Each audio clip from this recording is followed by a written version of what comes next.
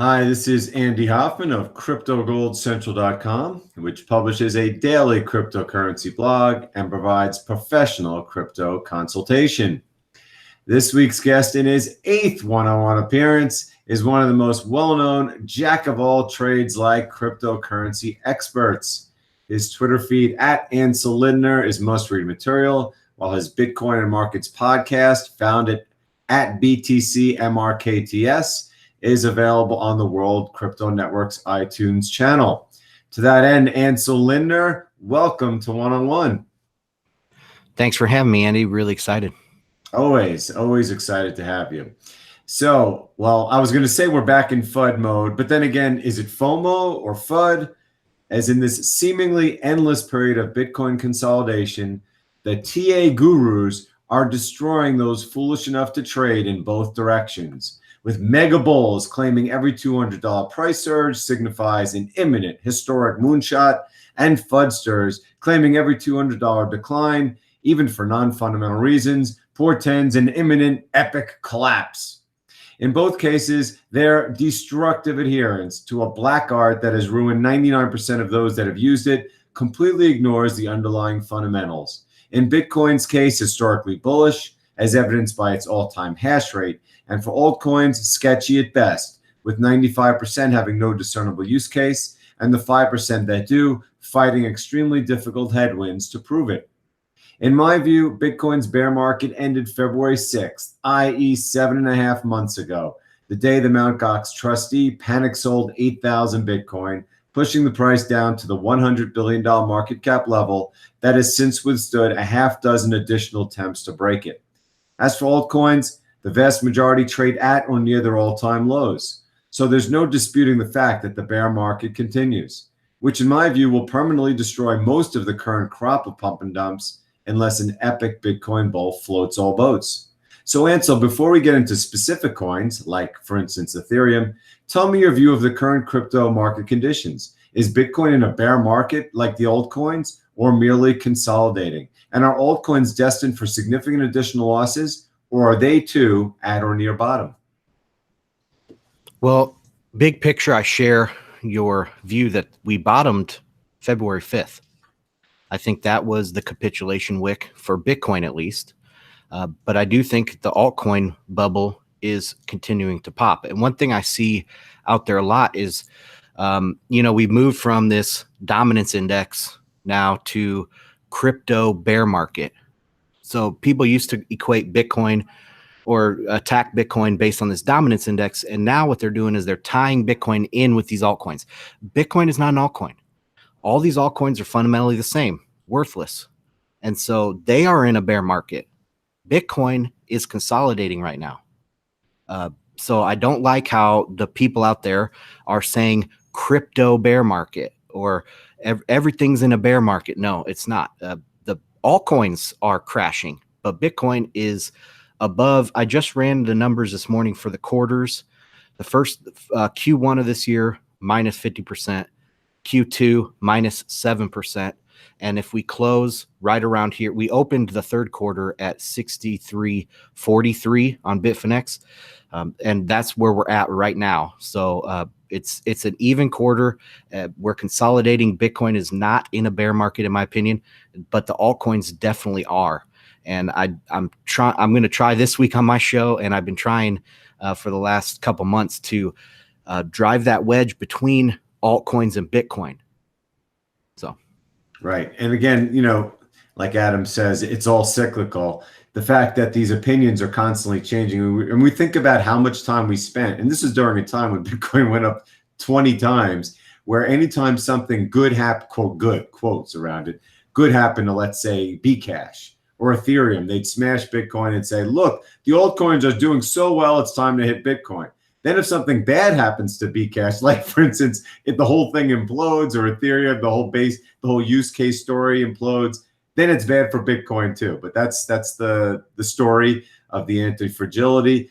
Look, the fact is Bitcoin is something that threatens the status quo, where altcoins are seen as kind of these like tech stocks, which are more mainstream. So people are happy to jump on board. They're always looking for an excuse to attack Bitcoin. But the fact is that, like you said, it's the altcoins that are fighting the headwinds right now. And the biggest headwind Bitcoin right now is fighting is the altcoins weakness.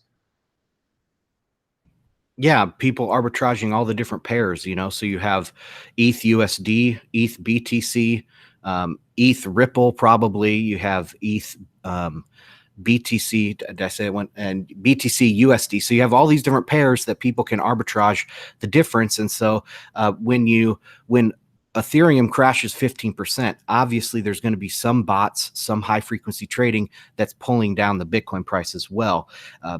So I do think that's a part in this. I don't know if this is cyclical though. I mean, obviously the Bitcoin's price is cyclical, but I don't think the altcoin bubble is going to be cyclical. This is the first time, we've ever seen or 2017 was the first time we ever saw a dominance index for Bitcoin that was sub 85. And 2016, it was the first time sub 90. So I think we're going back there. I don't think this is going to be cyclical where the altcoin bubble reinflates. I think the altcoin bubble is fundamentally dead, and they're going to have to have a stable coin bubble. I mean, if they count the new Gemini stable coin as an altcoin, then yeah, we'll have another altcoin bubble. Cause I think these newer products are going to come in, and the use case of currency over a platform is going to take hold. So we can see those, maybe the definition of what an altcoin is change, and then we'll see an altcoin bubble again. But the current breed or class of altcoins, I think, is going to die. Right. Well, that's a lot of good points. I was just taking some notes. For one, when you talked about, when Ethereum crashes 15%, which it's done now several times it happened about 2 weeks ago, and it almost happened 2 days ago. It's down about 15% in a day. And of course it causes Bitcoin to fall varying amounts. In fact, yes, the one that happened 2 days ago, Bitcoin only fell a few percent. And even the one maybe 10 days ago, it wasn't much for Bitcoin. In fact, each successive time we've had higher lows. Bitcoin, in the 4 times that ETH has had big drops in the past 10 days, the lows on Bitcoin were 6120, 6170, 6200, and 6250, which should tell something to people about that strength of the Hoffman line and the institutions that are lining up. What I'm talking about, the cyclicality, is that you never know at any given time, or at least that's been the way we've seen it, that when Ethereum, let's say, is falling a lot, what will be going on in Bitcoin? Remember back in December of last year at the peak, when Bitcoin was surging, Ethereum was crashing, as was everything else. And then you've had times where Ethereum is moving completely in the same direction as Bitcoin. And right now, it seems to be that there's a bit of a decoupling, and that Bitcoin dominance has been slowly but steadily increasing. I do want to ask you again, from what you said, one, how much does the weak liquidity in the market have to do with it as compared to a year ago? And in the old market, do you believe that there's really nothing that we're going right back to 90%, and there's absolutely nothing that could stop that? Long term, no, I don't think there's anything that can stop that. Bitcoin will probably go up to like 98 or 99% dominance, because it will be adopted as kind of the world reserve currency. So no, I think, but in the meantime, there's going to be lots of these kind of waves, cyclical waves of narratives. And we saw, first you had like Litecoin came in, the early altcoins came in, they were going to compete against Bitcoin on a currency basis. Then you had the smart contract platform blockchain wave that we just lived through. And the next wave will probably be like stablecoin or, government cryptocurrency. So I don't know, the narrative will change, and we might see those things. If they're counted against Bitcoin's dominance, then yeah, we could see that come down again. But overall, no, I think it's a binary. Bitcoin is dominant until it's not. Right. Yeah, actually, I'm just thinking of my time scale of what I've seen. There was an Ethereum flippening that was imminent a year ago in the spring, when the ICO bubble inflate and burst. And in fact, people don't even realize that that was the peak of Ethereum versus Bitcoin. It wasn't when it got to $1,500 in January. It was when it was at $800 a year ago. It got to 15% of a Bitcoin. That was the height of the Ethereum hype. Then we had the Bcash hype when they threw everything, the kitchen sink, at trying to convince the world that it was a superior product right after the launch of the fork, and that completely failed. Then just as at the end of the year, when the Mt. Gox trustees started dumping at the same time that the crypto hedge funds started on January 1st, you had Bitcoin going down while alts were all going up, and that was the altcoin flipping in general. And since then, absolutely all competition has been destroyed. So while I don't believe we're going to 90% anytime soon, because I believe that even if these guys don't survive, there'll be a new wave. Right now, there's nothing that's even perceived as competition. There never was competition, but now there's nothing that's perceived. So it's very likely that that altcoin dominance falls. Now, one other thing that you said about stable coins, because yes, Tether is becoming a bigger and bigger presence, and when there's more liquidity in the markets, it will be bigger still. And now that Gemini has launched a stable coin, and countless others will too, as we find out that it is something that can be used and it's not some scam, it's probably not. The whole big picture thing of stable coins is that you're going to see a lot of capital flow into this sector, which is going to enable these decentralized exchanges to operate further when there's more and more capital within the system. Is that kind of a pattern that you see emerging? Yeah, I think it's a race to get money in. That's a good point. So as the stable coins will be pumped up because people will come in to buy Bitcoin or buy maybe some other coin, but so they will be pumped up. I can see that, and that's why I said that maybe they would be the next class to come in. But they are scams because they're KYC'd, right? They are centrally controlled. They're actually a weaker form of the dollar than the dollar itself, because I think it's going to hurt the US dollar. It's going to make it much more liquid to come into Bitcoin, and that is not good for the dollar. So, well, look, Tether, obviously, there's a lot of questions about it. I mean, there's no doubt that there's something that at least some part of it is something that's shady, and certainly I would never. I would not take money out of the little money that I keep in the system, like I keep it in Charles Schwab. I would not go out of Charles Schwab to go into Tether.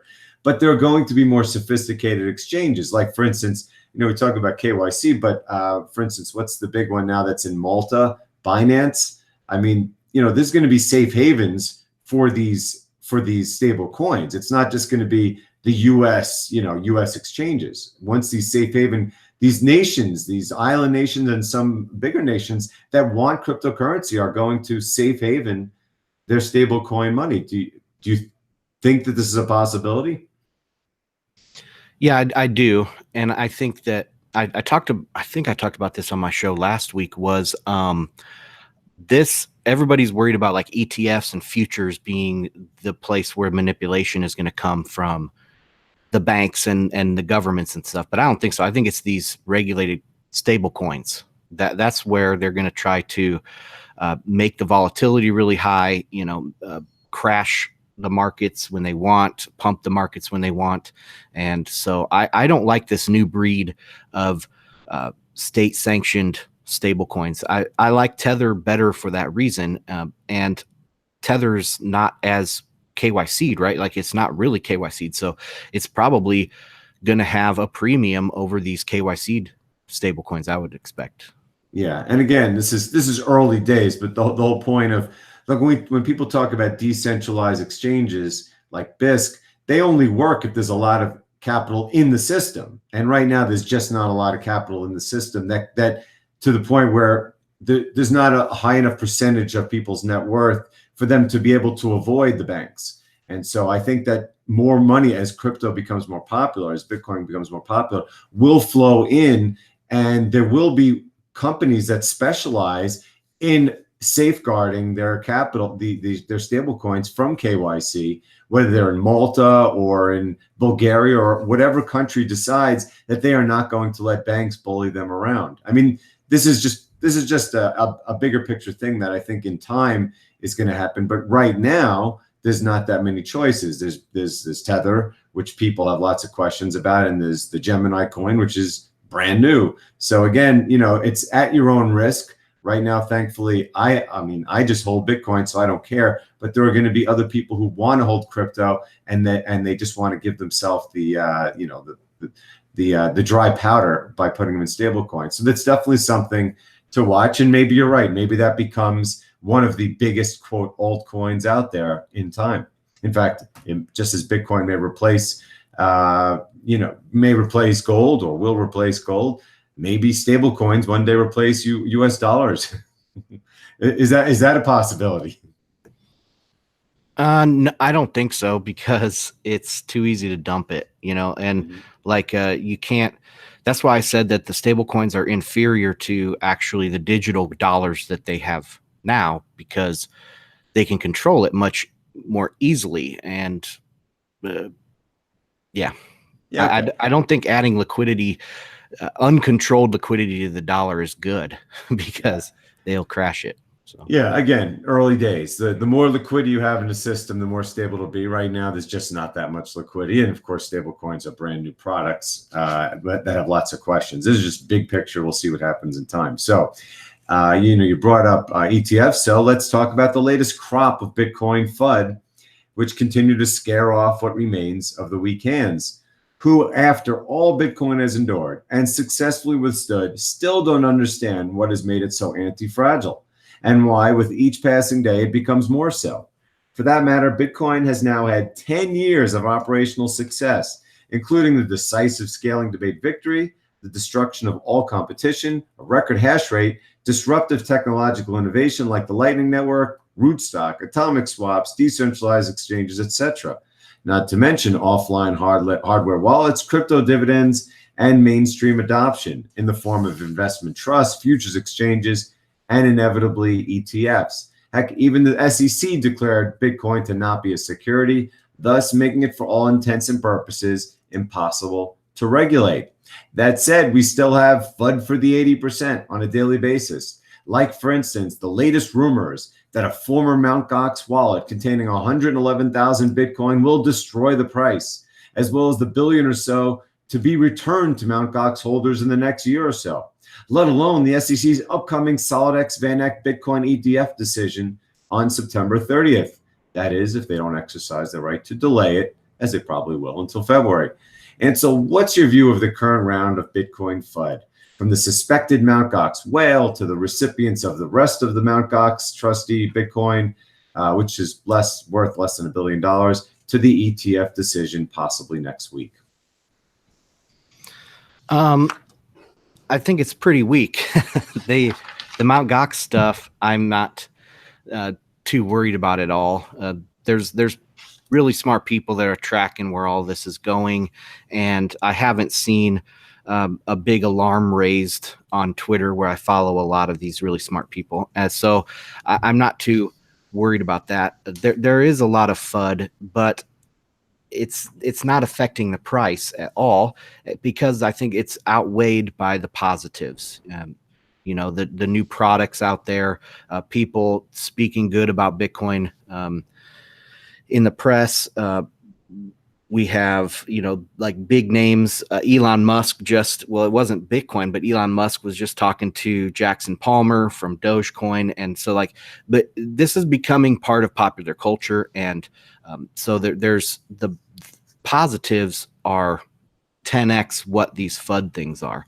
I do want to point out also that Bitcoin has been resilient against all of the FUD. So you have, like Warren Buffett, Jamie Dimon, who else has been in there? Krugman has said bad stuff about Bitcoin. Bitcoin's been the butt of all the jokes, and over all of these years, that hasn't affected us at all.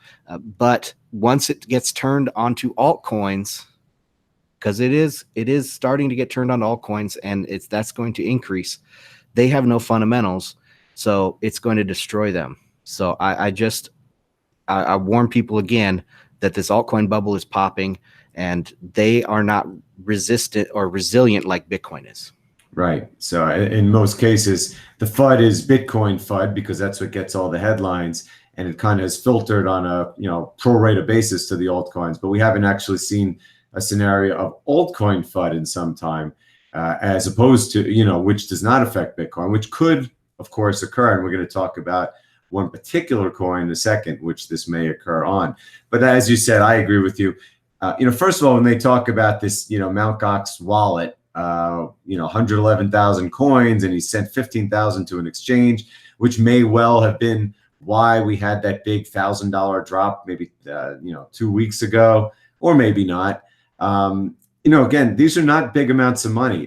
First of all, because he sold 15,000, that doesn't mean he's selling the other 90,000. I mean, and the same goes with where they say, well, there's a $800 million worth of Mt. Gox coins that are going to be returned to people. And first of all, that's going to take a long time. And second of all, why would anyone think that it's all going to be sold? I mean, most of that is going to be massive profit for people who had Bitcoin that was worth, $600, and now it's worth $6,000.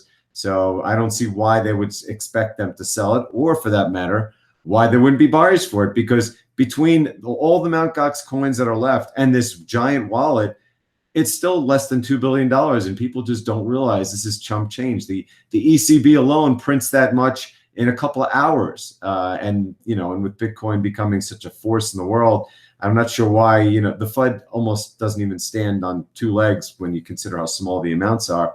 And as for the SEC decision, as I've said before, and I'll ask you your odds, I would say there's way more than a 50% chance that they just punt until February, because there's no reason for them to give a decision.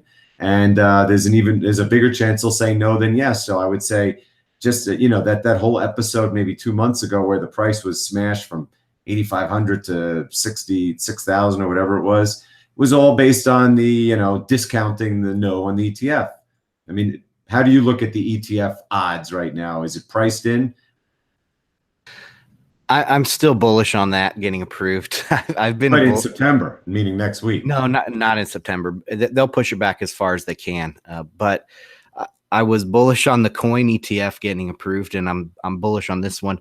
I think there would. I mean, every day you hear about. Well, not every day, but every week you hear about new ETFs being proposed. I mean, there's tons and tons of demand out there for this, and the SEC knows. One of the pieces of news that I just saw a couple days ago was they kind of withdrew a little bit from their Ethereum not a security talk. Did you see that? I did not hear that. Yeah, like Chairman Clayton, because it wasn't Clayton that said these comments back in whenever it was, March or whatever, that Ethereum isn't a security. It was some Hinman, a lower guy. And so Clayton came out a couple days ago and said, look, he's an employee of the SEC. His comments they don't come from the SEC. So he doesn't speak for us. And that's where he left it. I mean, that to me is like, whoa, this might mean they're actually rethinking this again if Ethereum is going to be a security. And there's all sorts of Ethereum ETFs that people want to launch too. So I don't know. It's kind of confusing in that space. I just think that eventually there will be an ETF, whether it's February or June of next year. I mean, it's going to happen next year, I'm pretty sure. Yeah, the thing with the ETFs is, again, everyone in the U.S., and I used to talk about this all the time, my gold world, is so U.S.-centric. They think that the world revolves around the United States. And, if the SEC makes a decision, everyone else will just agree with it, like all the other 200 countries in the world. And it's so silly because particularly in Bitcoin, countries have completely different views about Bitcoin. Some of them want to be the leaders in Bitcoin. Some of them really don't care either way. And so, again, someone's going to do an ETF first. And so, if the U.S. wants to be smart and try to at least stay on top of the game, they're going to have to prove it because, like you said, there's so much demand out there for these things. Now, Ethereum ETFs, that's another story. But yes, there's going to be a Bitcoin ETF. It's going to be sooner rather than later. if it happens next week, it would be the biggest shock of my life, of my financial career. And we will see 20,000 by year end, but I would not expect that to happen. I think they will also punt it to February. And I also think that this is completely discounted into the market because we know there's going to be an ETF sometime, just unlikely to be next week. Now, as you brought up, next the topic is going to be Ethereum and all the issues around it. So you just added another one that I hadn't even heard of. So let's talk about Ethereum, the number 2 cryptocurrency that not once but twice in the past 16 months was hyped as a potential flippening candidate. As the altcoin bear market rambles on, the veneer of Ethereum's strength is slowly but surely peeling off. From the centralization issues that continue to plague it, to the potentially disastrous change to proof of stake, the $600 million sitting on the balance sheets of ICOs desperate for capital, and the big pink elephant in the room, the fact that no one uses crypto smart contracts, and even if they did, they could execute them on Bitcoin. So Ethereum's headwinds are stronger than ever, not to mention if the SEC actually decides to call it a security. And even at a market cap 85% below its January 2018 peak and a BTC ratio 80% below its June 2017 peak, appears to have many issues. So Ansel, what is your current view about Ethereum specifically's prospects as the dominant smart contract crypto and more generally the second largest cryptocurrency? Well, I think they're going to have a somewhat of a rally here because they're way oversold. But long term, at least price wise, I think it's going down. For the general concept of it, they've been, when did they have the pre-sale? In 14, I think, 2014. And well, it's been, they launched the network in 15, so I guess sometime in 14. Yeah, they've been working on this for that long, and they still don't have proof of stake. They're worse off than they were when they started because they have like 2 really solid theories of how it's going to work, but no one can agree. Like it's totally splitting the Ethereum camp on this proof of stake stuff.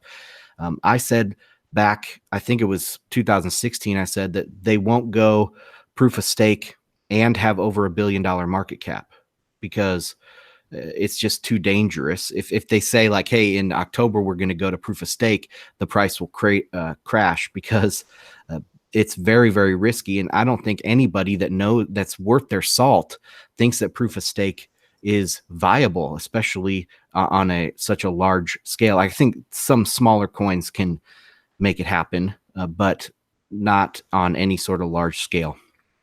Yeah. Go. Just one more thing is the dApps, 10,000 daily users in the last 24 hours right now on this huge network that's supposed to change the world. No, the most used things on Ethereum is a mixer and Ponzi exchanges for all these Ponzi tokens. So there's zero like actual productive use coming out of Ethereum. Yeah, I've written 2 articles on Ethereum in the last 2 weeks. One was called "The Vitalik Hype is Over." The Satoshi hype hasn't even started. And one was yesterday called "Why Ethereum is Such a Dangerous Investment."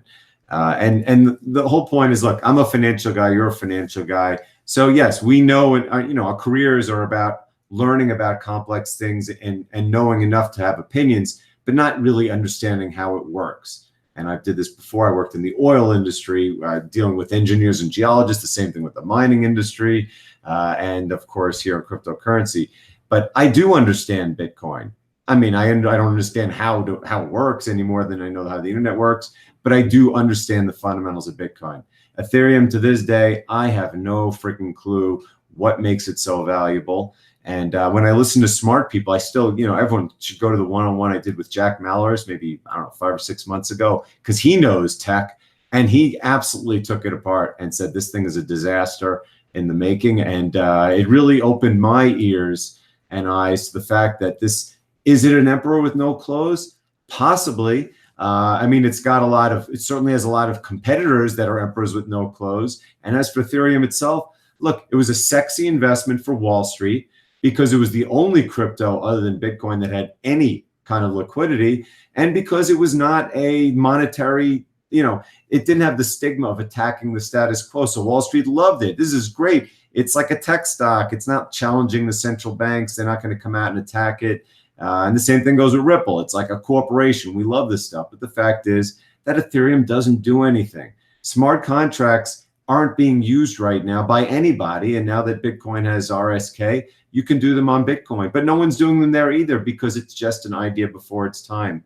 And so Ethereum's got all these issues going against it right now. So you can say that, yes, it's down to $20 billion market cap, but $20 billion is still a lot of money. So, so do you think that that Ethereum has, you say it's going to rally? Can it rally from 3% of a Bitcoin, or are we just talking about a nominal price? I mean, is it peaked in terms of Bitcoin?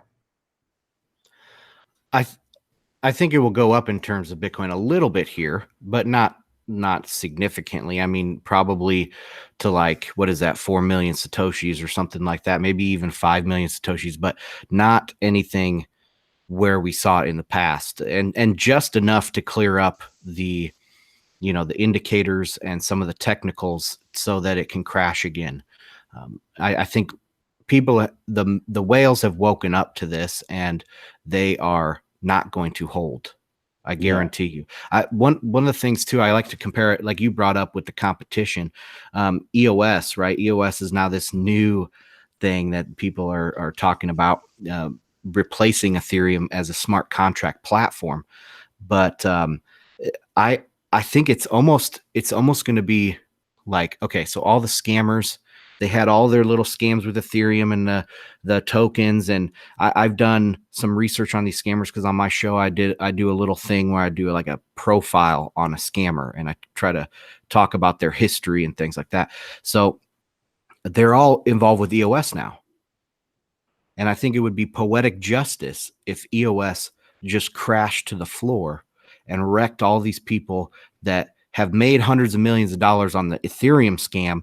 Then they jump ship to EOS, and EOS crashes along with Ethereum. I think that would be pretty sweet. Yeah, so they want EOS to be the next Ethereum. They would love, financially for the world to rotate from Ethereum to EOS, but it's not going to happen, or Cardano or any of these. In fact, I would say just from watching on all these down days, the platform stocks have gotten hit harder than anything. I mean, even Bcash, which everyone knows is going to be sold by Bitmain at a huge discount, has been performing better as an altcoin than the platform space, because people are always watching Ethereum. They don't realize that when Ethereum goes, these other ones go with it. And to me, it's it was a sexy investment. It's not sexy anymore. And the final word on this is going to be that, remember, people, January 1st, okay, we're going to have a new round of crypto hedge funds. I said it last year. I said it when no one else was talking about it. I said, you watch, especially when we get to $100 billion, they're going to come flying in January 1st, because that's when hedge funds typically start. And what happened January 1st? They came in and they bought everything. But this time around, per what Ansel and I are talking about, there's going to be a whole new round of funds. They spent the whole year researching. The Bitcoin's been above the $100 billion, so they're in it doing their research. They might have ETFs. We have futures, and they're going to come in January 1st. What are they going to buy? Are they going to all race back into Ethereum? Well, I don't know. Per what we're talking about right here, it seems kind of unlikely that they're just going to blindly race into something that has all these issues. And again, a lot of the other top tier altcoins are these wannabe competitors like EOS and Cardano, which to me are in even worse shape than Ethereum. So again, if you are a Bitcoin hodler and or a Bitcoin maximalist, January 1st is going to be a very interesting time. And if you are a speculator on altcoins, just be wary of Ethereum, because it's genie, its excitement is out of the bag, and it's going to need to reinvent itself in a hurry to make itself sexy again, when there's going to be other ones out there that are younger and are going to have better perceptions of the future. So let's see. Next, I got one more thing here before we move into the final question. Is an article I wrote this morning, which is titled, "Is Crypto Winter Favorable?" Which you can find, as always, on my Steemit page. The article was penned in response to a tweet by a provocative tweet by Trace Mayer, who asks if a lengthy a lengthier and dramatically deeper decline in crypto, including Bitcoin, would be a favorable outcome. Now, I'm not sure I understand that. I don't see why a Bitcoin price at $3,000 would be favorable. I understand the concept of a quote purge, but to me, it doesn't make any sense. To me, Bitcoin needs to continue to show its strength, support at the Hoffman line of $100 billion market cap, even in the face of all these headwinds. And I think as we're talking about here, there really aren't any headwinds to Bitcoin right now that would make it be cut in half. The headwinds are to the altcoins. So, Ansel, do you think a lengthy, prolonged Bitcoin winter or crypto winter is a good thing? I think a prolonged altcoin winter is a good thing. But see, this is one of the things I don't like, comparing Bitcoin or lumping in Bitcoin with these altcoins, because they're fundamentally different. Bitcoin has fundamentals where these altcoins are Ponzi schemes. So yeah, I think that I agree with Trace in altcoin winter. I think that would be really good, actually, for the altcoins to get completely wrecked, 98% down, and then have a new breed of altcoins come in. I don't know what is good for Bitcoin or what is not good for Bitcoin. I think that it's probably not going to go down. Bitcoin's going to do what it wants. It's completely uncorrelated, or it's decoupling from the altcoins, and it'll soon be completely uncorrelated with them. So I don't know. Yeah. Well, again, I don't know that it's good or bad if altcoins collapse into nothing, or if they just hang around. I mean, again, I think that what happens, like you said, in Bitcoin doesn't care, frankly, if the altcoins have a big resurgence or if they crash into nothing. I mean, on a day-to-day basis, if you catch it at the wrong time, then the speculators equate Bitcoin, but with altcoins. But at some point, we'll see where it decouples, especially if the altcoins get hit hard enough. Because again, falling altcoins at some point is going to be perceived as good for Bitcoin, meaning it eliminated its competition. But in the big picture, altcoins are a hydra that will have multiple heads, and I do believe that there are going to be altcoins, some that are around now, not many, and some in the future that do have value, but right now most of them don't. So it's very possible we have a prolonged altcoin winter. But like you, I don't understand why a huge drop in Bitcoin that would reduce sentiment and take a lot of the institutional demand away would be something that would be favorable. But then again, Trace Mayer doesn't expect that to happen either. So finally, I'm going to ask a question. I'm going to start doing it regularly, given that the summer is ending, yielding a return to active trading, commentating, regulating, policymaking, and debating by the world's investment, institutional, and political communities. This as the 2020 halving inches closer each day, and the legacy financial markets face an increasing amount of headwinds from rising interest rates and inflation, expanding trade wars, and of course, this little thing called the emerging market currencies crisis. And not to mention potential game-changing decisions like the SEC's Bitcoin ETF decision. So Ansel, barring black swan events, which in cryptocurrency is, I don't know if there's a such thing because nothing's a black swan. What do you think that the rest of the year is going to look like, and going into next year for the whole crypto space in general? What's your best guess, if you can make it, of what's going to happen? Oh man, I think we'll attack 10,000 by the end of the year, and altcoins I think will continue to just slide away. So I will continue. I'll make a trend call to continue on altcoins, and I think Bitcoin has put in a bottom for the price and will go up. I think I noticed something interesting this morning. I went back and looked at all the different difficulty adjustments over the last, I don't know, year or so, and I put those on the chart.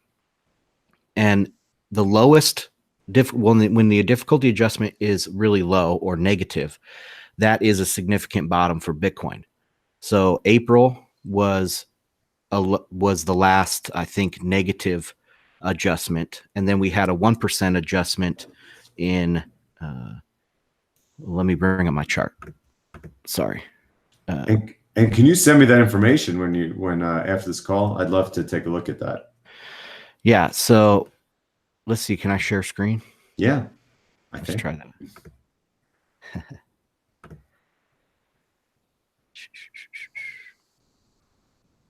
Try to find it. It's that upper left green arrow, the square with the green arrow says screen share in your toolbox. I'll share this whole thing here. Okay, so can you see it? Yeah. So every time. Okay, I got it. It's going on and off. Okay, got it.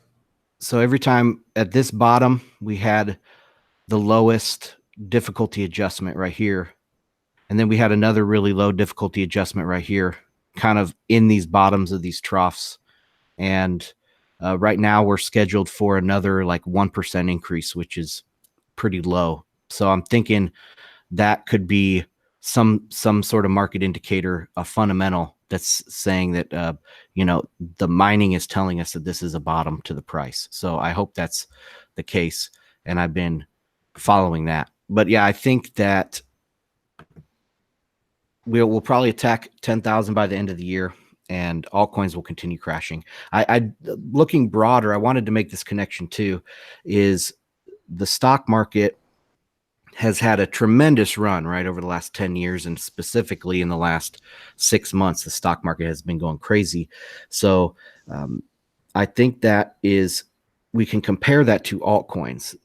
Remember last year when people were adding blockchain to their name and their stock would pump, and now they're doing other things. And there was one stock this morning that pumped like 200% on some speculative Telray. Yeah. What was that? Why did they? What was I don't know. I just saw the headline. I rarely see headlines about pumping stocks, but I saw that one. Yeah, and it was some speculative headline, and it pumped the price up. So with stock markets and altcoins, they were in this same sort of pattern, and I think that we're kind of heading towards the top of a stock market run with significant pullback. Maybe not a financial crisis this year, but a significant pullback, and that will really hurt altcoins, in my opinion. So I'm watching that too. Yeah. Well, when it comes to the legacy markets, again, which generally speaking have little correlation with Bitcoin, my experience from having watched them for so long and talked about the manipulation is that they are now 100% supported. I mean, the PPTs have been there pretty much every day. I used to write all the time about the same patterns, the same chart patterns, just like the same chart patterns in gold and silver. And I think that they're being monetized more than ever. Look, we know that the Bank of Japan has admitted that they own like 3/4 of all the equity ETFs. And I think that that's the case pretty much getting there in all the countries. But what we are seeing in the legacy markets that they can control is they're losing control of interest rates. Like the US 10-year is now at like a 5-year high today. They're losing control of the stability in the currency markets. And that's why we've had so many fiat currencies crashing around the world, and the inflation rates have been creeping up too. So there's going to be, and commodities for the most part have been falling. So there's a lot of things they can't control that are starting to go the wrong way. And I'm curious to see how they fight them. I mean, I know they'll fight them with money printing and market manipulation, but at some point, if it's hard enough, they're going to have to admit that they're printing more money. And that's what I'm looking forward to.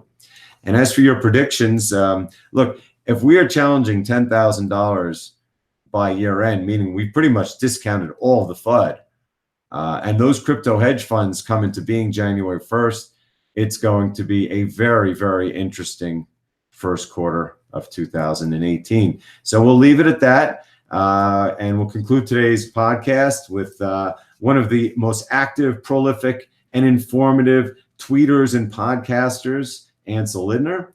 Follow him at Ansel Lindner and his Bitcoin and Markets podcast at BTCMRKTS, which is on the World Crypto Network's iTunes feed. As for me, please check out my daily blog at CryptoGoldCentral.com. Follow me on Twitter at Andy_Hoffman_CG, and contact me about crypto consultations at ahoffman@CryptoGoldCentral.com. So thank you, everybody. Thank you, Ansel, and have a great crypto day.